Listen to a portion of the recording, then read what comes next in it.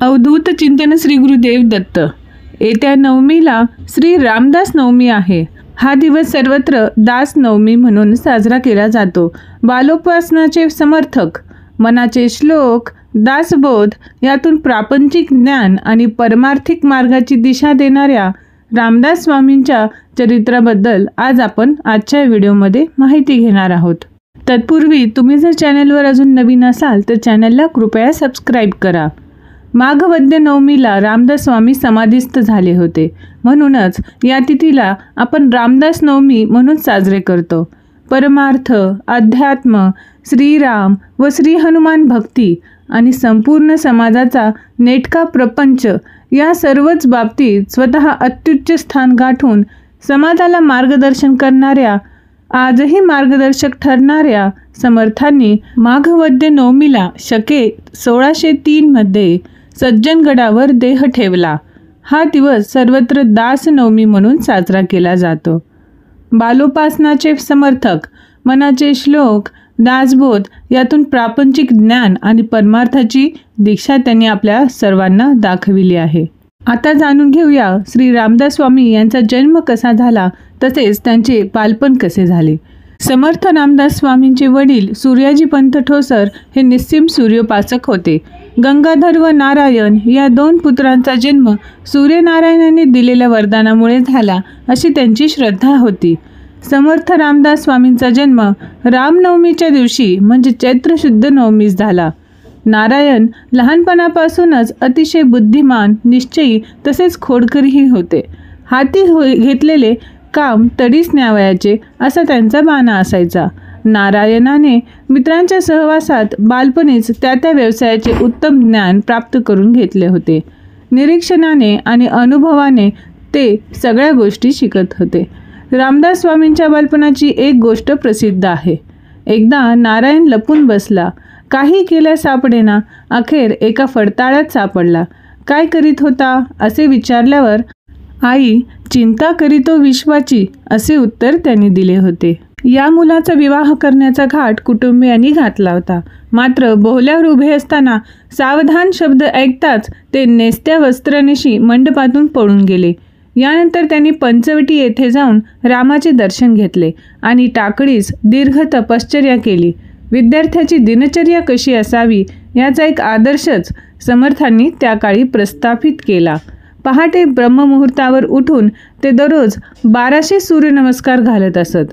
रामदासांनी रामनामाचे 13 कोटी वेळा नामस्मरण करून झाल्यावर अवतार कार्याला प्रारंभ केला असे सांगितले जाते। 12 वर्षाच्या या तीव्र तपश्चर्येनंतर यांना आत्मसाक्षात्कार झाला असे म्हणतात। तपश्चर्या संपल्यानंतर समर्थांनी 12 वर्षे भारत भ्रमण केले। सारा हिंदुस्थान पालथा घातला। प्रत्येक ठिकाणच्या लोकस्थितीचे बारीक निरीक्षण केले। श्री रामदास स्वामी यांचे जीवन कार्य कसे होते ते आता जाणून घेऊया। वयाच्या 36व्या वर्षी रामदास स्वामी महाराष्ट्रात परत आले। समर्थांच्या शिष्यमंडळीमध्ये सर्व प्रकारचे शिष्य होते। रामदास स्वामींची उपदेशाची भाषा अत्यंत साधी व सोपी होती। 12 वर्षाच्या प्रवासात रामदास स्वामींनी जे पाहिले ते भयंकर होते। सर्वस्वी निसत्व आणि दुर्बल झालेल्या आपल्या समाजास परमार्थाचा उपदेश हानिकारकच ठरेल। समाजाला प्रथम संघटित आणि शक्तिसंपन्न बनविले पाहिजे।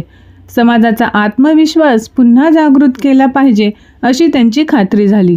तेव्हा रामदास स्वामींनी आपले बाहू उभारून खणखणीत वाणीने लोकांना उपदेश केला। विविध विषयांतून लीलया समाज प्रबोधन करणारे रामदास स्वामी छत्रपती शिवाजी महाराजांच्या लोकोत्तर कार्याने भारावून गेले। छत्रपती शिवाजी महाराजांना समर्थांनी सर्वतोपरी मदत केली। समर्थांनी वेगवेगळी साहित्य व काव्यनिर्मिती केली, त्याबद्दल ही माहिती जाणून घेऊया।